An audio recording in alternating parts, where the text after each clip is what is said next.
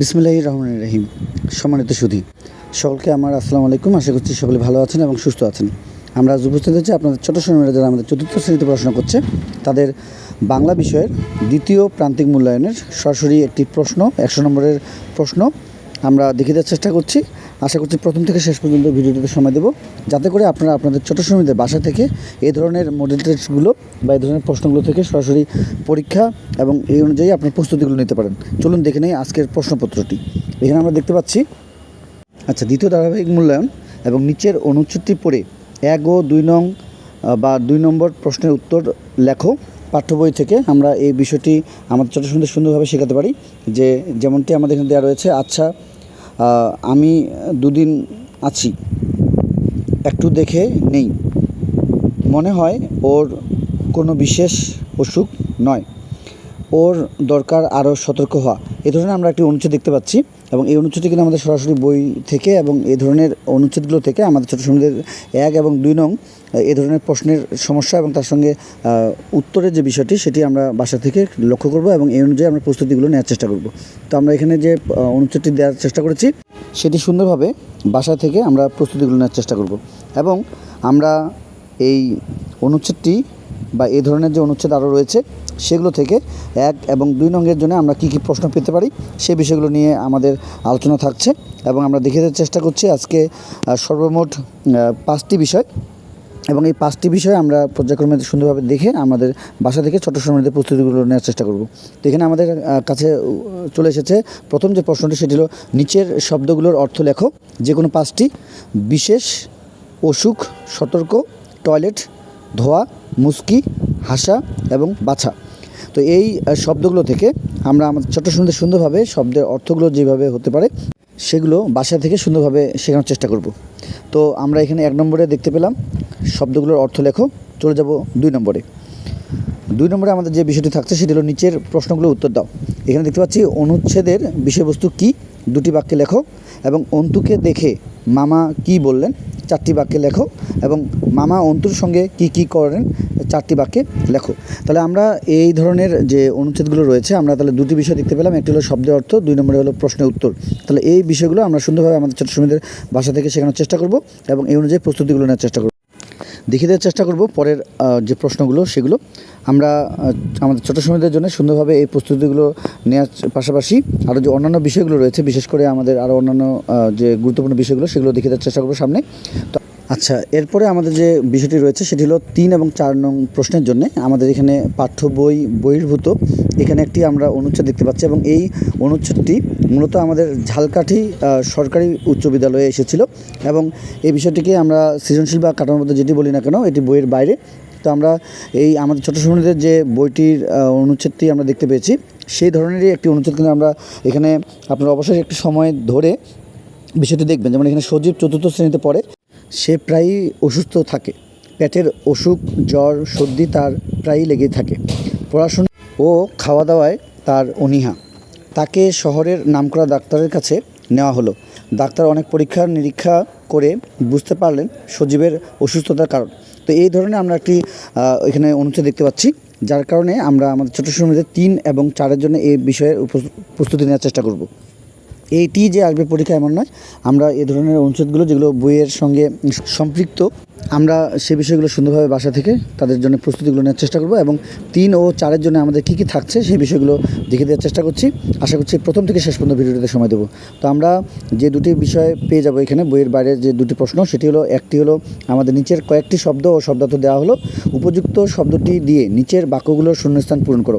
আমরা এখানে দেখতে পাচ্ছি যে অনীহা এবং মূল উপায় এবং নিরীক্ষা, জীবাণু, বালাই, আক্রমণ এবং পরামর্শ। এর পাশাপাশি আমরা ডান পাশে কিন্তু তাদের যে কাজটি করতে হবে যে এখানে কিন্তু প্রত্যেকটি কিন্তু শব্দের অর্থ দেওয়া রয়েছে, কিন্তু এই শব্দের অর্থগুলো দিয়ে তাদের কিন্তু শূন্যস্থানটি পূরণ করা যাবে না। শুধুমাত্র শব্দটি দিয়ে যে শব্দগুলো বাম পাশে দেওয়া রয়েছে সেই শব্দগুলো দিয়ে কিন্তু আমাদের শূন্যস্থানগুলো পূরণ করতে হবে এবং সেখানে 5টি থাকে, এখানে কিছু অপশন বেশি থাকে, যে বিষয়টি আমরা আমাদের ছোটো সুন্দরভাবে লক্ষ্য করাতে পারি এবং এই অনুযায়ী প্রস্তুতিগুলো নেওয়ার চেষ্টা করতে পারি। তো আমরা প্রশ্ন এবং তার সঙ্গে যে আরও অন্যান্য বিষয়গুলো রয়েছে, বিশেষ করে আমাদের 3 নম্বরের প্রশ্নটি কীভাবে সমাধান করতে হয় সেই বিষয়টি দেখে দেওয়ার চেষ্টা করছি। তো এখানে আমাদের কয়ে যেটি রয়েছে ক খ গ ঘ ঙ সেটি আমরা একটু বলে দেওয়ার চেষ্টা করছি। লোকটির রোগ ড্যাশ লেগে থাকে, ডাক্তার তাকে হাঁটতে ড্যাশ দিলেন, সঠিক চিকিৎসা পেতে হলে পরীক্ষা ড্যাশ করা দরকার, ছেলেটির পড়াশোনা ও খাওয়া দাওয়ায় ড্যাশ রয়েছে এবং পড়াশোনায় মনোযোগী, পরীক্ষায় পাশের ড্যাশ। তো এই ধরনের আমরা যে শূন্যস্থানগুলো দেখতে পাবো পরীক্ষায়, আমরা চেষ্টা করবো আমার ছোটো সুন্দরভাবে এগুলো যেন তারা যে ঘরের মধ্যে যে শব্দ এবং শব্দের অর্থ দেওয়া থাকবে সেই বিষয়গুলো কীভাবে আমাদের ছোটো সময়টা পূরণ করবে সেই বিষয়টি একটু লক্ষ্য করুন। লোকটির রোগ, এখানে আমাদের যে অপশনগুলো রয়েছে অনীহা, মূল, উপায়, নিরীক্ষা, জীবাণু, বালাই। তাহলে লোকটির রোগ বালাই লেগে থাকে, ডাক্তার তাকে হাঁটতে পরামর্শ দিলেন, সঠিক চিকিৎসা পেতে হলে পরীক্ষা নিরীক্ষা করা দরকার, ছেলেটির পড়াশোনা ও খাওয়া দাওয়ায় ড্যাশ রয়েছে, অনীহা রয়েছে এবং পড়াশোনায় মনোযোগী, পরীক্ষায় পাশের, মূল, আচ্ছা উপায়। আচ্ছা, তাহলে আমরা এখানে শূন্যস্থানের জন্য যে বিষয়টি লক্ষ্য করলাম সেটি হলো আমাদের বাম পাশে রয়েছে শব্দ এবং শব্দের অর্থ, ডান পাশে রয়েছে শূন্যস্থান। এগুলো আমরা আমাদের ছোটো সুন্দর বাসা থেকে সুন্দরভাবে প্রস্তুতিগুলো নিতে চেষ্টা করব এবং তাদের যে অনুচ্ছেদগুলো বইয়ের বাইরে যেগুলো আসতে পারে সেই অনুযায়ী আমরা আমাদের ছোটো সুন্দরদের 3 এবং 4-এর জন্য আমরা 4 নম্বরে আরও একটি প্রশ্ন পেতে পারি। সেটি হলো আমাদের এই বইয়ের বাইরে যে অনুচ্ছেদটি আমরা দেখলাম সেটির উপরে আমরা দেখে দেওয়ার চেষ্টা করছি আপনাদেরকে পরের বিষয়টি। আশা করছি আমরা প্রথম থেকে শেষ পর্যন্ত ভিডিওটিতে সময় দিচ্ছি। যারা প্রথম দেখছেন আজকে ভিডিওটি অবশ্যই চ্যানেলটি সাবস্ক্রাইব করে পরবর্তী আপডেট পাওয়ার জন্য আমাদের সঙ্গে থাকবেন। 4 নম্বরের জন্য রয়েছে নিচের প্রশ্নগুলোর উত্তর লেখো। মানবদেহে জীবাণু কতটা ক্ষতি করতে পারে? 5টি বাক্যে লেখো। সজীব কী জাতীয় অসুখে ভোগে? সে প্রায়ই অসুস্থ থাকে কেন? 4টি বাক্যে লেখো। পরিচ্ছন্নতাই সুস্থতার মূল উপায়, এ দ্বারা কী বোঝানো হয়েছে? 5টি বাক্যে লেখো।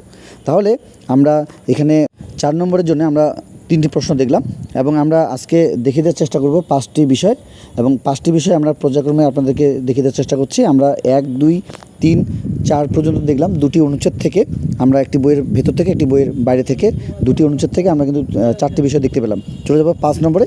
যারা আমরা আজকের এই ভিডিওটি দেখছি, যদি ভিডিওটি ভালো লেগে থাকে অবশ্যই বরাবরের মতো বলবো চ্যানেলটি সাবস্ক্রাইব করে পরবর্তী আপডেট পাওয়ার জন্য আমাদের সঙ্গে থাকবেন। যারা আমাদের পূর্বের চ্যানেলটির সঙ্গে ছিলেন সকলকে জানাচ্ছি অসংখ্য ধন্যবাদ আমাদের পাশে থাকার জন্য। তো আমরা চেষ্টা করছি আপনাদেরকে এই প্রত্যেকটি বিষয় সুন্দরভাবে দেখিয়ে দেওয়ার এবং এই বিষয়গুলোর উপরে আমরা অবশ্যই আপনাদেরকে আনসার বা যে উত্তরপত্র রয়েছে সেগুলো খুব শীঘ্রই দেখিয়ে দেওয়ার চেষ্টা করব। চলে যাব 5 নম্বরে। 5 নম্বর যেটি দেওয়া রয়েছে সেটি হলো ক্রিয়াপদের চলিত রূপ লেখো। 5টি এখানে বলা হয়েছে। যেমন আমরা এখানে দেখতে পাচ্ছি যে আসিয়াছেন, বাহিরে, ধরিলেন, করিলেন, দেখাইব, হইতেছে, দেখিতেছে। তাহলে আমরা এই বিষয়গুলো আমাদের ছোটো সময়তে সুন্দরভাবে প্রস্তুতিগুলো নেওয়ার চেষ্টা করব। আমরা এখানে 5টি বলেছে। আমরা এই ধরনের যে ক্রিয়াপদের যে চলিত রূপগুলো রয়েছে সেগুলো পর্যায়ক্রমে এবং সুন্দরভাবে শিখে রাখার চেষ্টা করবো আমাদের ছোটো সময়ের মধ্যে। তো দেখিয়ে দেওয়ার চেষ্টা করেছিলাম মোট 5টি বিষয়।